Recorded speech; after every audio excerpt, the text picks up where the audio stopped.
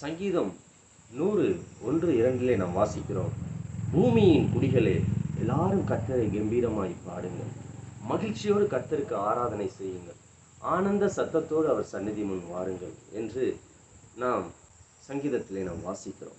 பூமியின் குடிகளே, அப்ப எல்லா ஜனங்களையும் பார்த்து அவர் சொல்லுகிற ஒரு காரியம், எல்லாரும் கர்த்தரை நீங்கள் பாடுங்கள், துதியுங்கள், அவரை கீர்த்தனம் பண்ணுங்கள், அவருக்கு மகிழ்ச்சியோடு ஆராதனை செய்யுங்கள்.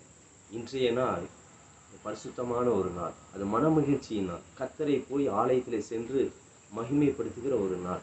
கம்பீர சத்தத்தோடு நாம் அவரை ஆராதித்து அவருடைய நாமத்தை உயர்த்தி அவருக்கு எல்லா மகிமையும் நாம் செலுத்துகிற ஒரு நாள்.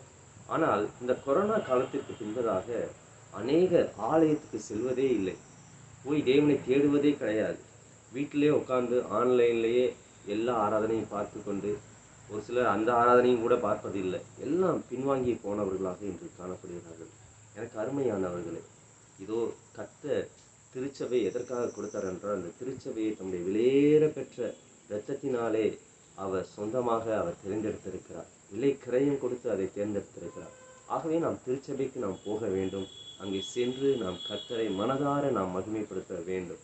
ஆகவே நீங்கள் ஆலயத்துக்கு போகுங்கள், மகிழ்ச்சியோடு கர்த்தருக்கு ஆராதனை செய்யுங்கள், ஆனந்த சத்தத்தோடு அவர் சந்நிதி முன் கூடி வாருங்கள். நாம் அல்ல, அவர்தான் நம்மளை உண்டாக்கினவர். நாம் அவர் மேய்ச்சலின் ஆடுகளாய் இருக்கிறோம். ஆகவே அவர் நம்மளை ஒவ்வொரு நாளும் பத்திரமாய் பாதுகாத்து தினந்தோறும் நம்மளை நடத்தி வந்து கொண்டிருக்கிறார். ஆகவே கர்த்தருடைய ஆலயத்துக்கு போங்கள். கர்த்தர் நிச்சயம் உங்களையும் உங்கள் குடும்பத்தையும் கர்த்தர் ஆசீர்வதிப்பார். God bless you. God bless you.